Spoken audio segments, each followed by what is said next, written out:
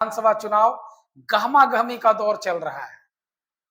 कई सारे पार्टियों का भी टिकट फाइनल नहीं हुआ है, या गठबंधन की बात करें, महागठबंधन की बात करें, एनडीए की बात करें, लेकिन फर्स्ट लिस्ट जन स्वराज का आ चुका है।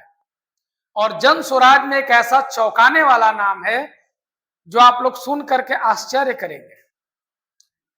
एक किन्नर समाज को टिकट दिया गया है भोरेगांव विधानसभा से, जो गोपालगंज में पड़ता है। ये टिकट देना कोई नई नहीं है, या किन्नरों का चुनाव लड़ना कोई भी नई बात नहीं है। आपको बता दें, गौरी शंकर किन्नर 2015 में निर्दलीय गया से चुनाव लड़ी थी। हालांकि उनका जीत नहीं हुआ, लेकिन उसके बाद एक और किन्नर की अगर बात करें तो पटना नगर निगम से चुनाव लड़ी थी, और उस किन्नर का नाम है मोनालिसा। मोनालिसा जब चुनाव लड़ी नगर निकाय में, समाज सेवी के दम पर वो जीत गई।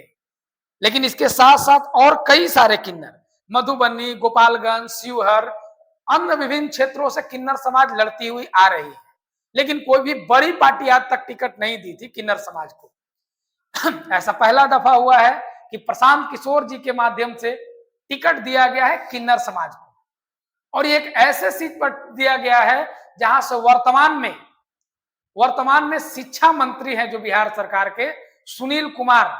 हालांकि वो सीट रिजर्व है, एससी/एसटी का सीट है, पूरी तरीके से सीट रिजर्व। सुनील कुमार वर्तमान में शिक्षा मंत्री हैं बिहार सरकार में, और एससी/एसटी रिजर्व सीट पर एक किन्नर समाज को टिकट दिया गया है।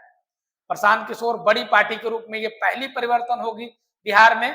अब देखना है कि बिहार में किस तरह, अब देखना है कि भोरेगांव में किस तरह से सुनील कुमार के विरोध में प्रीति किन्नर है वो फाइट करती हैं, ये देखने का विषय होगा।